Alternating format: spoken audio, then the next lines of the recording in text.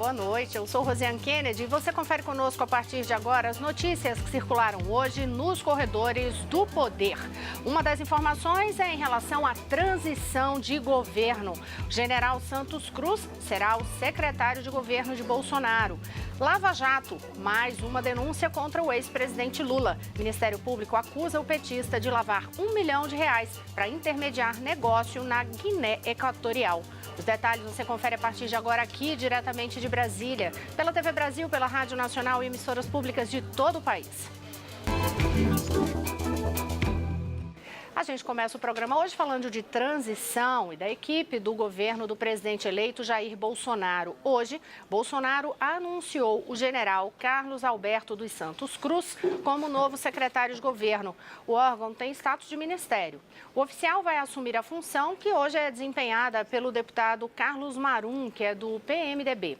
A secretaria é responsável, por exemplo, pelo diálogo do Planalto com estados e municípios. É também através da Secretaria de Governo que o futuro presidente vai estabelecer aí relações com organizações civis e entidades representativas da sociedade. Então vamos aproveitar aí para saber um pouco mais sobre o general. Santos Cruz ocupou a Secretaria de Segurança Pública durante o governo do presidente Michel Temer entre 2017 e 2018 e foi apontado como o possível ocupante do mesmo cargo no futuro governo. Ele é natural de Rio Grande, no Rio Grande do Sul, tem 66 anos. É formado na Academia Militar das Agulhas Negras e comandou as tropas da ONU na missão das Nações Unidas para a estabilização do Haiti entre 2007 e 2009. Cruz também fez parte do grupo de conselheiros da ONU para a revisão do reembolso aos países contribuintes de tropas em missões de paz. Quando entrou para a reserva do Exército Brasileiro, em dezembro de 2012, aí ele assumiu a chefia de assuntos militares da Secretaria de Assuntos Estratégicos da Presidência da República. E no ano seguinte, ele voltou para a ativa designado pelo secretário-geral da ONU como comandante das tropas na missão das Nações Unidas para a estabilização da República Democrática do Congo. Vamos conferir então agora os ministros indicados para o governo Bolsonaro até o momento. Já são 15 os ministros anunciados para o próximo governo. General Augusto Heleno vai para o Gabinete de Segurança Institucional, o GSI. O embaixador Ernesto Araújo vai chefiar o Ministério das Relações Exteriores. O general Fernando Azevedo e Silva será o novo ministro da Defesa do próximo governo. O astronauta Marcos Pontes vai ficar à frente do Ministério da Ciência e Tecnologia. Onyx Lorenzoni vai assumir a Casa Civil. Por enquanto, atua como ministro extraordinário da transição. Paulo Guedes vai ocupar o Ministério da Economia, que vai unir Fazenda, Planejamento e Indústria e Comércio. Roberto Campos Neto fica no Banco Central, onde tem status de ministro. Sérgio Moro vai assumir o Ministério da Justiça e Segurança Pública. Tereza Cristina vai comandar o Ministério da Agricultura. Wagner Rosário vai continuar na Controladoria Geral da União. O deputado federal Luiz Mandetta vai comandar o Ministério da Saúde. André Luiz de Almeida Mendonça vai liderar a Advocacia Geral da União. Gustavo Bebiano será o ministro da Secretaria-Geral da Presidência. O filósofo Ricardo Vélez Rodrigues vai para o Ministério da Educação. E a mais nova confirmação é do general Carlos Alberto dos Santos Cruz para a Secretaria de Governo.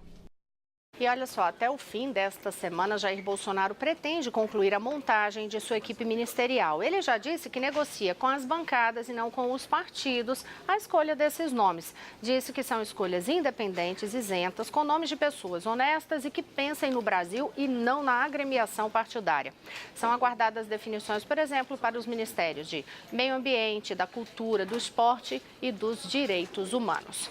E por falar em equipe de governo, Bolsonaro, o futuro ministro da Justiça e Segurança Pública, Sérgio Moro, anunciou hoje a criação da Secretaria de Operações Policiais Integradas para articular ações policiais entre o governo federal e os estados. Mas quem tem os detalhes sobre este assunto é o repórter Paulo Leite, nosso repórter da transição de governo, sempre alerta aí, né, Paulo, no plantão, no CCBB, onde funciona o gabinete de transição. Boa noite. Então fica a pergunta, o Brasil vai ter essa Secretaria de Operações Policiais Integradas? Exato, Rosinha. Boa noite para você, boa noite para todo mundo. Quem vai levar essa missão, né, quem vai chefiar essa nova missão, esse desafio, vai ser o delegado aposentado Rosalvo Ferreira Franco. Ele foi chefe da Polícia Federal no Paraná entre 2013 e o ano passado.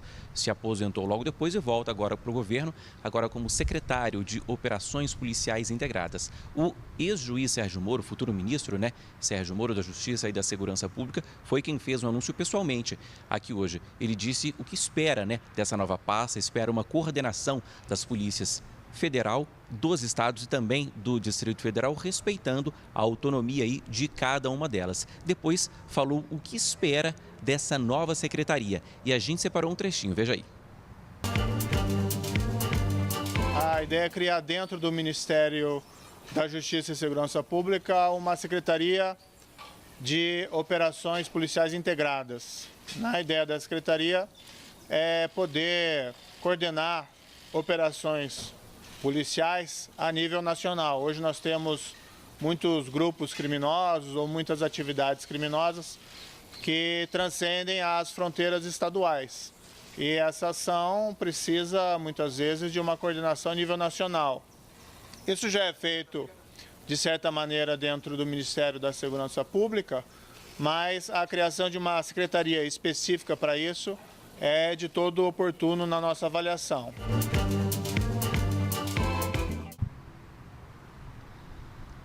Bom, o delegado Rosalvo é um dos nomes apresentados, anunciados aqui hoje. O outro nome também da equipe de Sérgio Moro, também é delegado, é o delegado Fabiano Bordignon, que vai comandar o DEPEN, o Departamento Penitenciário Nacional. Moro também falou que é uma função estratégica, afinal as cadeias brasileiras, né, parte das cadeias brasileiras passa por um processo ruim, né, superlotadas, algumas dominadas aí pelo crime organizado. Além disso, e já para terminar, Rosinha, Moro comentou uma reportagem de hoje do jornal Folha de São Paulo. A reportagem traz aqui uma suposta atuação de parlamentares investigados pela Operação Lava Jato para frear, para diminuir aí o alcance da Lei de Execução Penal brasileira, para deixar a legislação mais branda. Por exemplo, uma cadeia superlotada poderia facilitar, agilizar a progressão de pena. Moro comentou, a reportagem comentou também esse projeto de lei que pretende abrandar, por exemplo, alguns crimes. Ele disse que o projeto tem pontos positivos e que tem pontos negativos e que, por isso, é preciso aprimorar melhor o projeto antes que ele seja votado. Depois ele falou o seguinte: superlotação é um problema hoje, mas abrir as portas das cadeias não é a solução. Você, Rosiane. Obrigada, Paulo. Agora vamos até o Rio de Janeiro para saber da agenda do presidente eleito Jair Bolsonaro. Quem tem informações é a repórter Flávia Grossi. Flávia tem os detalhes sobre o dia de hoje e também do fim de semana de Jair Bolsonaro, que, aliás, Flávia, foi de comemoração, né, com a vitória do Palmeiras, único time a ser decacampeão no Campeonato Brasileiro. E eu estou falando com essa alegria toda porque eu também devo confessar que comemorei, viu? Apesar de eu ser torcedora do Náutico de Pernambuco, tenho um carinho especial pelo Palmeiras e um filho que é palmeirense, que está só alegria. Boa noite, Flávia. Oi, Rosiane, boa noite para você, boa noite a todos. Então, parabéns para você, para todos os palmeirenses, para o seu filho que também torce para o Palmeiras. Bolsonaro também tem dois times, ele é palmeirense e botafoguense. E ontem ele comemorou por meio do Twitter essa vitória sobre o Vasco e também a conquista aí do título do Campeonato Brasileiro. Ele diz que foi uma vitória mais do que merecida. Bolsonaro que cogitou a hipótese de ir assistir ao jogo, que foi aqui no Rio, em São Januário, mas por questões de segurança ele acabou desistindo. E eu vou te contar uma curiosidade, viu, Rosiane? Bolsonaro se chama Jair por conta do jogador Jair Rosa Pinto, que atuou aí no Palmeiras, na seleção brasileira. Inclusive, os dois nasceram no dia 21 de março. Vamos falar da agenda do presidente eleito, que ficou aqui no Rio de Janeiro no fim de semana e teve encontro com militares tanto no sábado quanto no domingo. Ontem, ele almoçou na Escola de Educação Física no Exército, com professores, monitores, instrutores, comandantes atuais e também da antiga. No sábado, ele participou do aniversário de 73 anos da Brigada de Infantaria Paraquedista, que foi na Vila Militar. Bolsonaro, que se formou no curso em 1977. No final do evento, ele conversou com jornalistas e disse que pretende definir a questão do ministério até o final do mês. Bolsonaro também falou sobre a questão dos venezuelanos aqui no Brasil e disse que eles não podem ser devolvidos porque não são mercadorias.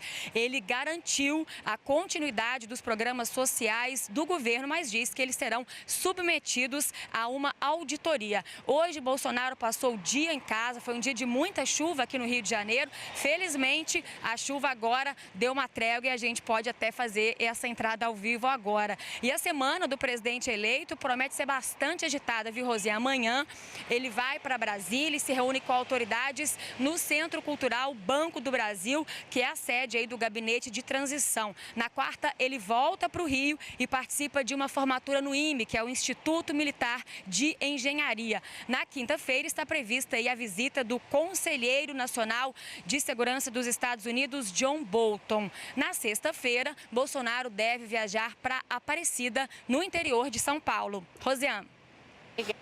Flávia, agora eu vou mudar de assunto e faço questão de chamar a atenção para esta notícia. Quase 100% das vagas do programa Mais Médicos já foram preenchidas por profissionais formados no Brasil ou que tiveram o diploma estrangeiro revalidado. Sobre isso eu converso agora com a editora da Agência Brasil, Carolina Pimentel, que está aqui ao meu lado. Boa noite, Carol. Boa noite, Rosiane. Bem, vamos falar sobre esse assunto, né? O balanço do Ministério da Saúde, divulgado hoje ao meio-dia, aponta o seguinte: 97,2% das vagas dos Mais Médicos já foram preenchidas. São 3.734 médicos com registro no Brasil.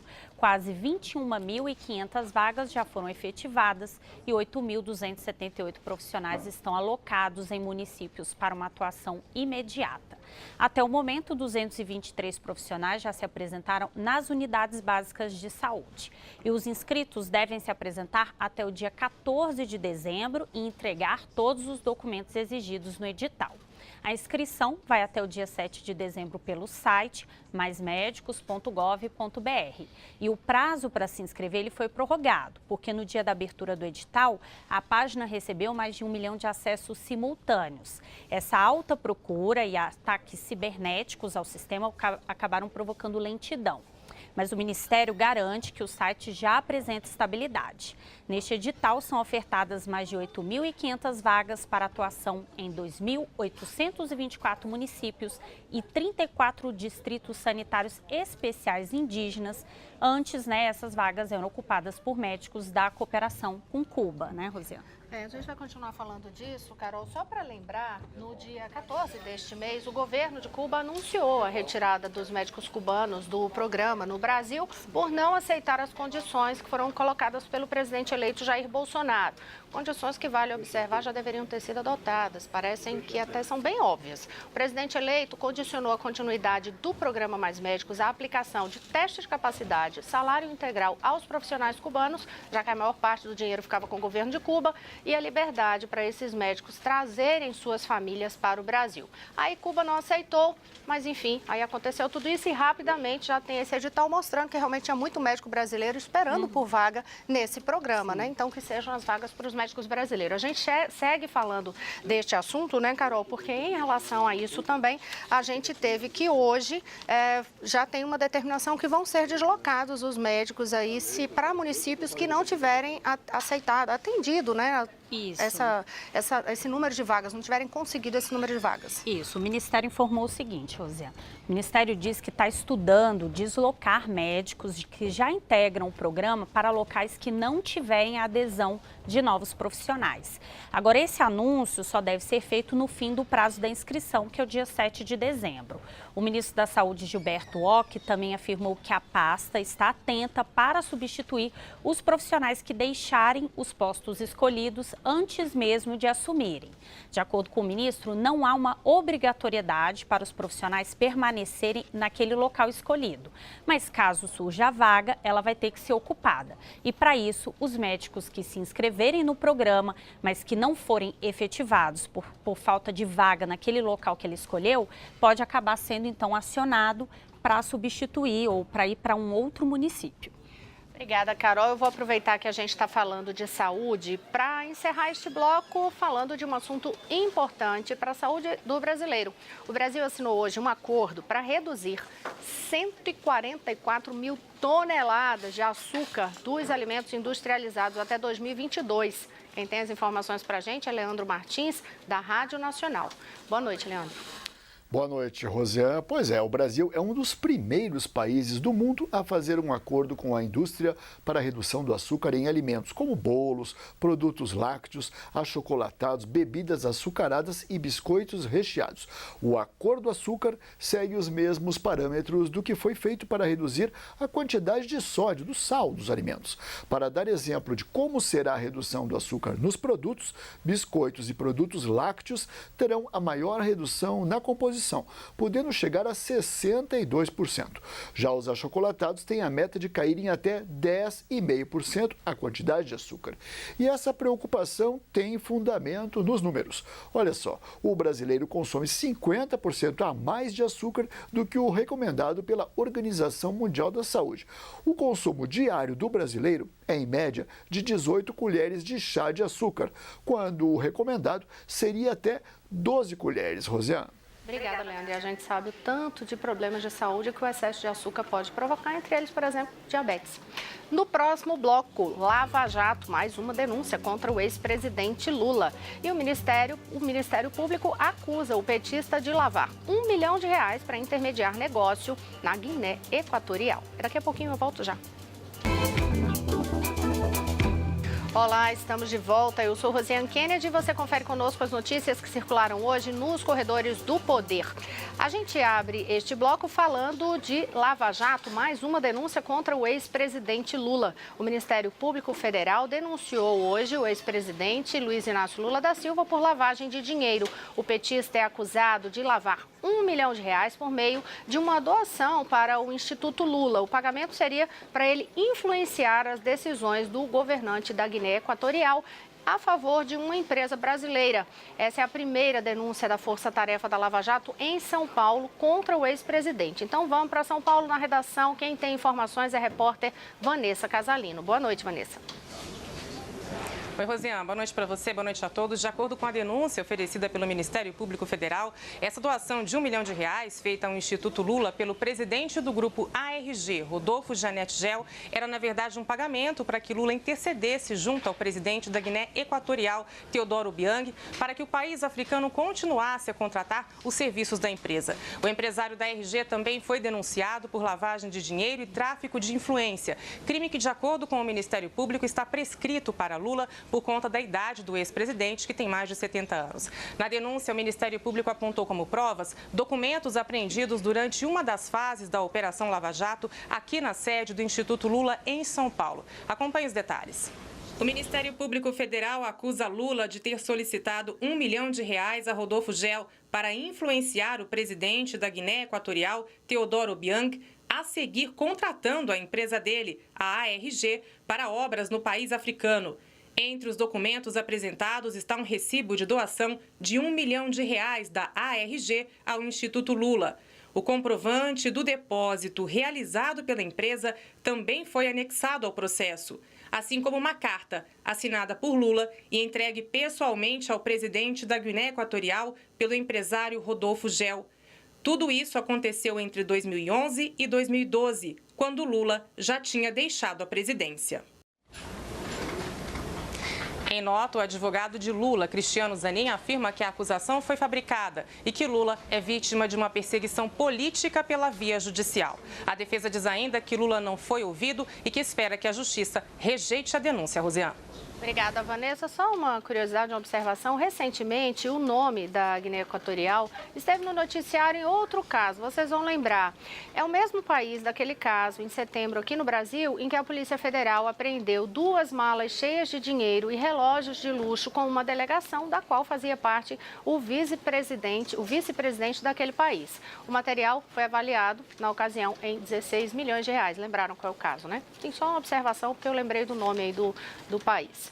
E o Ministério Público acusou o governador do Rio de Janeiro, Luiz Fernando Pezão, de improbidade administrativa por obra no Maracanã. Vamos então à redação da TV Brasil no Rio falar com o repórter Maurício de Almeida, que tem os detalhes. Boa noite, Maurício. Boa noite, Rosiane. O governador Luiz Fernando Pezão é acusado de ter provocado um prejuízo de quase 3 milhões de reais aos cofres do Estado durante a reforma do Maracanã para a Copa do Mundo. Na época, o Tribunal de Contas recomendou que o Comitê Olímpico fosse procurado para que as obras também atendessem às necessidades exigidas para a Olimpíada. Pezão, que era vice-governador e secretário de obras, não seguiu essa orientação, provocando o desperdício de dinheiro público. De acordo com o ex-governador Sérgio Cabral, Pezão tinha autonomia para tocar a obra no estádio. A promotora responsável pelo caso explicou os detalhes do caso. Vamos conferir.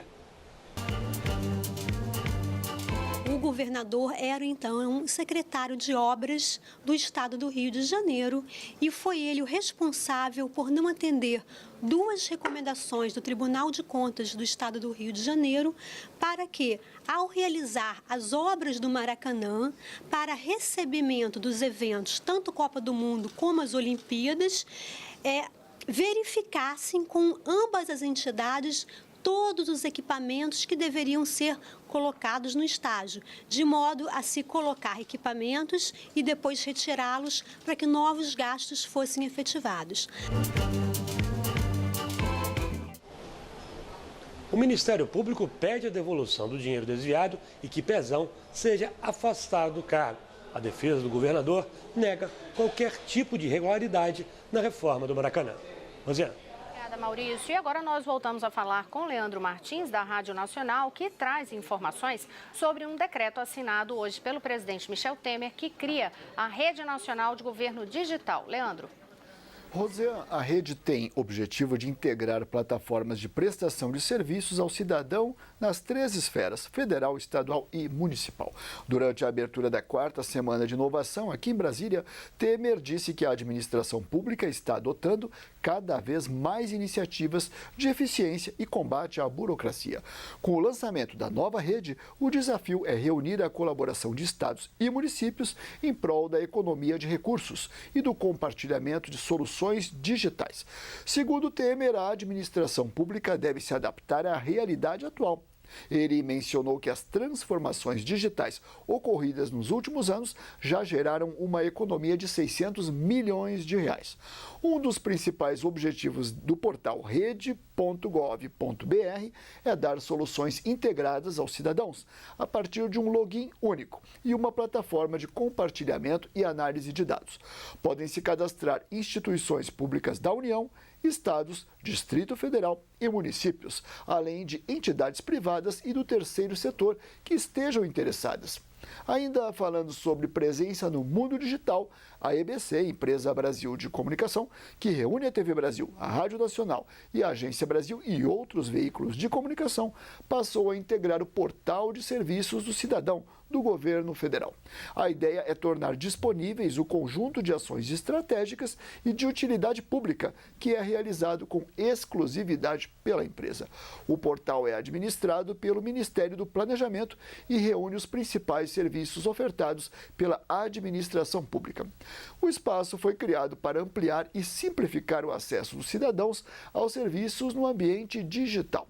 A iniciativa de incluir a EBC no portal foi da ouvidoria da empresa. Além de fazer parte do portal de serviços, ficou mais fácil também entrar em contato com a EBC. Então, se você tem alguma sugestão, elogio, crítica ou dúvida sobre os nossos serviços, fale com a ouvidoria.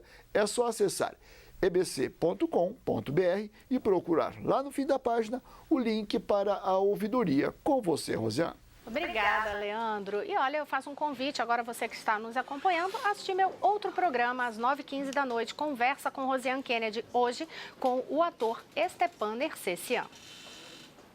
Nascido em Cristalina, interior de Goiás, o ator Stepan Nercessian começou a trabalhar cedo. Hoje, com mais de 50 anos de carreira, já fez mais de 40 filmes, seriados e novelas. Atuou como Chacrinha nos palcos e num especial de TV. Agora interpreta mais uma vez a vida do apresentador nas telas de cinema no filme Chacrinha, o Velho Guerreiro, lançado em novembro com direção de Andrusha Waddington. Nesta conversa, Stepan Nercessian fala de sua carreira na arte e na política, da importância do trabalho à frente do Retiro dos Artistas e dos desafios de interpretar Abelardo Barbosa, um dos ícones da comunicação no Brasil. Chacrinha, para poder manter o que ele pensava, ele largou emprego, ele rompeu o contrato, ele brigou com donos de todas as emissoras de televisão, com todos os diretores, com o Ibope, com a polícia, com a censura, com a igreja, com os psiquiatras. O nego fez uma junta médica e deu um diagnóstico que ele era débil mental e que, portanto, um débil mental não podia ter um programa. Teve essa campanha para tirar o Chacrinha do ar. E agora uma última notícia, Carolina Pimentel. Rosiane, o ministro do Supremo, Luiz Fux, derrubou hoje uma liminar que garantiu o pagamento do auxílio moradia para juízes de todo o país. Com essa decisão, integrantes do Ministério Público, Defensoria Pública e Tribunais de Contas também devem ser afetados e perder o benefício. A decisão só vai valer após o aumento para os ministros do STF, que foi sancionado pelo presidente Michel Temer, começar a ser pago. O reajuste de 16,38% aumenta o salário dos ministros do STF de R$ 33 para R$ 39 mil reais, e a decisão fez parte de um acordo, feito por Fux, relator dos casos aí que tratam sobre esse auxílio, o presidente do STF, Dias Toffoli, e o presidente Michel Temer, para garantir a sanção do aumento e cortar o pagamento do auxílio, com o objetivo aí de diminuir o impacto financeiro nos cofres públicos. Em 2014, o pagamento desse benefício foi garantido por Luiz Fux, em relação a duas liminares que determinaram que os tribunais fossem notificados para iniciar o pagamento do benefício, atualmente de R$ 4.300, por entender que esse auxílio moradia está previsto na Lei Orgânica da Magistratura. Rosiane. Outros detalhes na Agência Brasil. Boa noite a todos. Boa noite, Carol. Boa noite.